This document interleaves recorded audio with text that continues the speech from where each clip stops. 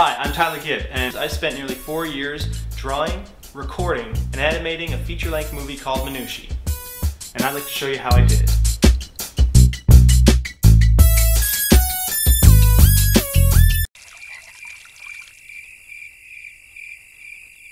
You don't have to go in there with me, Cal.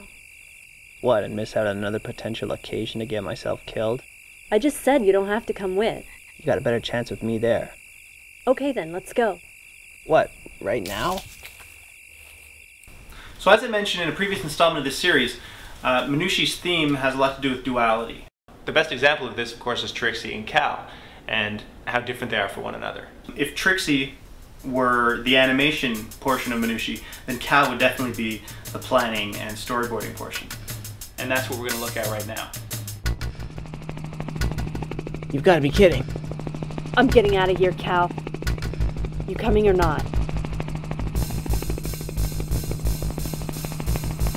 When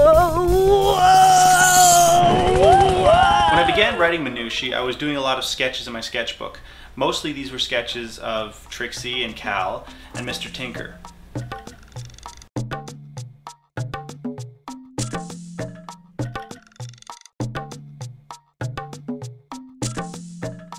Occasionally I'd have a really clear vision of something I was writing and I'd want to sketch it out. These thumbnails were basically the beginning of Minushi's storyboard.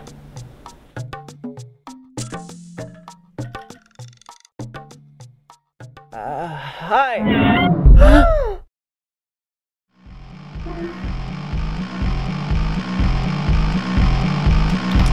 Turn around! Go back! Turn around! It's a trap! Now, storyboarding is all about planning. Planning something doesn't mean it has to be set in stone, but it's good to have an idea of where you're going if you're working with either a 90-minute feature film or if you're working with a short movie. After I finalized my script for Minushi, and even before I recorded the dialogue, I set to work on storyboarding the entire 90 minutes. I took the dialogue and inserted it in text form into the storyboard so that I had basically what amounted to a very long, extensive comic book.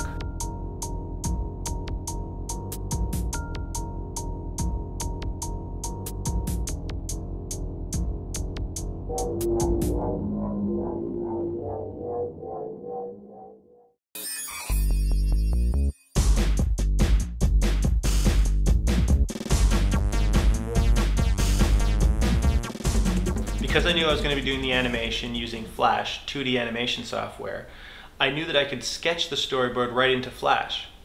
I just did this using my computer mouse. The sketches are nothing fancy. I was the only one working on the project, so I knew I'd be the only one who had to look at them. They were basically just a reference. By sketching the storyboard directly into Flash, what I was able to do as well was to play it back. Sort of like a model for the movie. I could play it back right away and just dice up the pacing and get a real feel for how things were playing out in real time. When the voice actors recorded the lines for Minushi, they weren't all in a room together. Everybody recorded their lines separately. So, say Cal's lines were recorded one day, Trixie's lines could have been recorded 3 months later.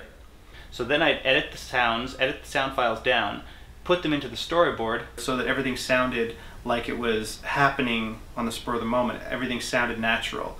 All the scenes and situations had to sound like they had been recorded all at once. This is really helpful because then I could play the storyboard back with just the voices and get a feel for the movie and just see it slowly come to life. How are we gonna find him? The last letter he sent me was from Westlake. We'll start there. How are we gonna get there? We'll hitch a ride as soon as we get out of the city. Sure. If we get out of the city. Don't be such a pessimist, Cal. Would you rather stay here? No. Me neither.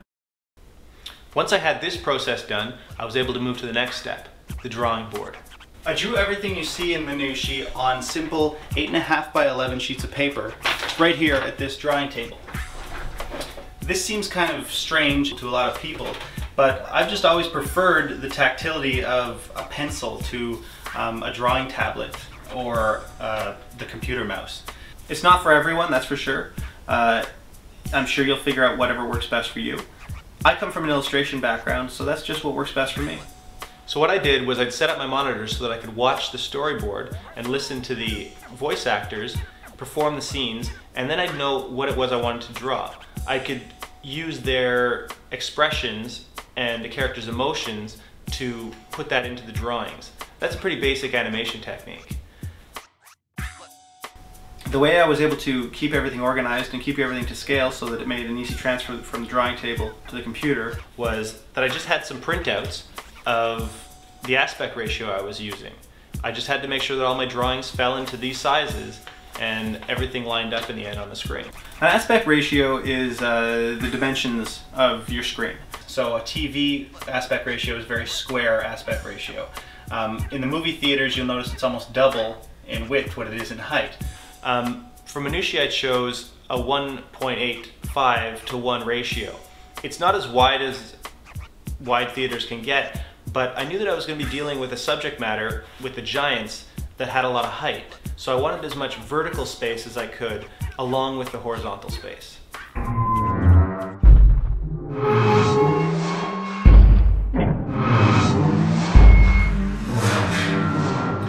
Going in stages from Minushi's script to sketches to the storyboard and the drawing board, I was able to slowly develop Minushi's look and feel without things getting too out of control.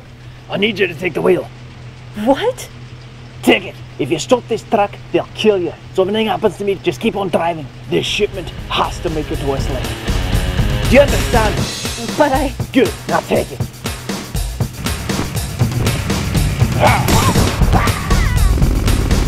Where's he going?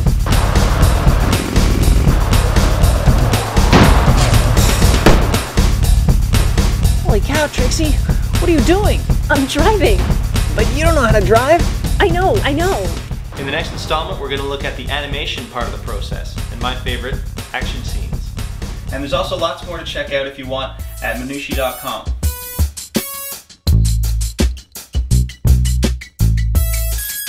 Thanks for watching.